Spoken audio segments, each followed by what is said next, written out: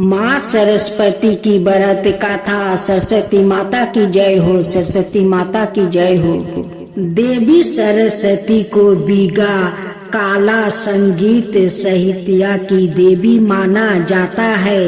हिंदू धर्म में देवी सरस्वती की महिमा का वर्णन किया गया है। जो बच्चों बीघा काला आदि क्षेत्रों में रुचि रखते हैं या इन क्षेत्रों में कुछ बड़ा हासिल करना चाहते हैं, इन विद्यार्थियों के लिए देवी सरस्वती के पूजा करना बहुत फायदेमंद साबित होता है। छात्रों के लिए सरस्वती का महत्व अतुल्य।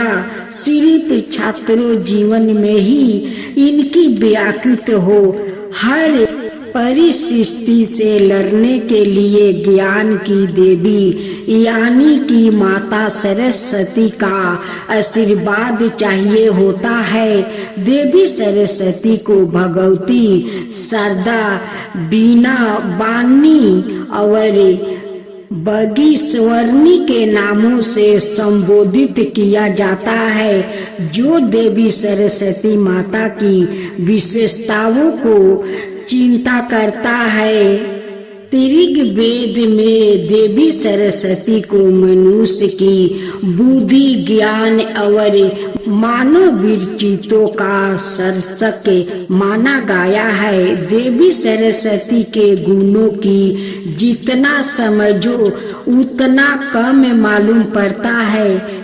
इसी से संबंधित शास्त्रों में देवी सरस्वती की महिमा के बारे में काफी कुछ वर्णन किया गया है। देवी सरस्वती के बारे में और पता करने के लिए हमारे साथ जानिए इस कथा के पीछे का इतिहास। ज्ञान की देवी कही जाने वाली सरस्वती माता मनुष्य को न केवल ज्ञान प्राप्त का आशीर्वाद देती है, बल्कि मनुष्य की जिंदगी से अज्ञान को मिटाकर उसे विवेक प्रदान करती है। हिंदू धर्म में ऐसे तो कोई देवी देवता है जो व्यक्तियों को उसकी भक्ति अनुसार फल देते हैं। माँ लक्ष्मी की आराधना करने से धन की प्राप्ति होती है। शिव की आराधना करने से हर चिंता से मुक्ति की प्राप्ति होती है, लेकिन देवी सरस्वती की आराधना करने से ज्ञान, विवेक, बुद्धि, काला और बीघा की प्राप्ति होती है। हमारे मन में यह सवाल कई बार उठता है कि आखिर कैसे माँ सरस्वती की उत्पत्ति हुई। तो यह जानिए इस कथा के पीछे का इतिहास। हिंदू धर्म में भगवान ब्रह्मा को संसार का रचनाकार माना गया है। संसार के समस्त जीव, पेड़ पौधों, मनुष्य उनकी ही रचना है। अपनी रचना का बनाने के बाद भी भगवान ब्रह्मा अप्रसन्न थे। उन्हें लगा कि उनकी इस रचना में कोई कमी रह गई है। इसलिए ब्रह्मा जी ने अपने कमंडल से जल छिड़का और उससे चारों हाथों वाली एक सुंदर स्त्री उत्पन्न हुई।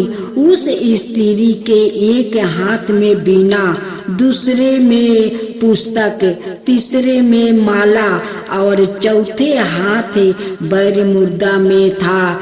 इस तरह माँ सरस्वती की उत्पत्ति हुई।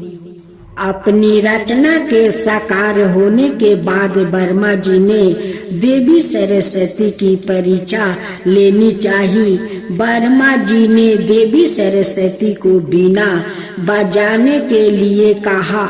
जब सरस्वती जी ने वीणा बजाई तो ब्रह्मा की बनाई हर चीज में सवर आ गया। वो दिन बसंत पंचमी का दिन कहलाया। इसके साथ ही देवी सरस्वती के मुख से बीघा के पूरे सरलोक वचन का गहरा ज्ञान देकर वर्मा जी बहुत प्रसन्न हुए, क्योंकि उनकी बनाई यह रचना हर तीसरे के पूर्ण थी। इस तरह सरस्वती माता पूरे ब्रह्मांड और मनुष्य जीवन के अस्तित्व में आई। कहानियां प्रचलित है। देवी सरस्वती को सफेद साड़ी पहने हुए, एक हाथ में कमल, दूसरे हाथ में माला, तीसरे में पुस्तक, चौथे में बीना बजाते हुए सुंदर स्त्री के रूप में प्रस्तुति किया जाता है। देवी सरस्वती की इस सुंदरता के कारण भगवान ब्रह्मा सरस्वती की सुंदरता पर मोहित हो गए और उन्होंने सरस्वती को अपनी पत्नी बनाने का निश्चय कर लिया। लेकिन सरस्वती ब्रह्मा को अपना पिता मानती थी, क्योंकि ब्रह्मा ने ही सरस्वती की रचना की थी। इसलिए वो भगवान ब्रह्मा से शादी नहीं करना चाहती थी। ब्रह्मा की दृष्टि से छुपने के लिए सरस्वती ने चारों दिशाओं में छुपने का प्रयास किया, पर वो भी सफल ना रहा। इसलिए सरस्वती ने स्वर्ग में छिपने का निश्चय किया, पर वहाँ भी भगवान ब्रह्मा आ धमके और देवी सरस्वती को विवश होकर अपने ही पिता से शादी करनी पड़ी। देवी सरस्वती और ब्रह्मा के मिलने से स्वयंभू नाम के बालक का जन्म हुआ, जो मानव जगत का चक्र आरंभ हुआ।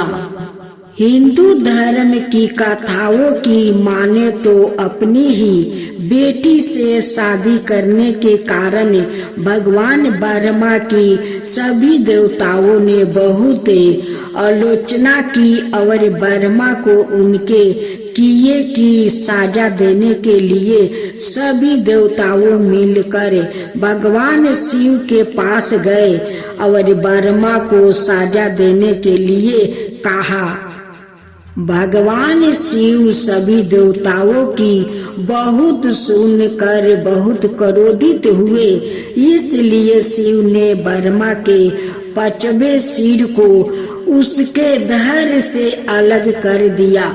दूसरी कथा की माने तो भगवान ब्रह्मा का 5वां सिर हमेशा बुरी बातों से भरा रहता था, इसलिए शिव ने ऐसे सिर को खत्म करना ही उचित समझा। तीसरी कथा की माने तो भगवान ब्रह्मा की दूसरी शादी करने से देवी सरस्वती बहुत क्रोधित हुई और भगवान ब्रह्मा को श्राप दिया कि आपकी इस पृथ्वी पर कहीं भी पूजा नहीं होगी। राजस्थान के पुष्कर और तमिलनाडु को छोड़कर कहीं भी ब्रह्मा का मंदिर नहीं है।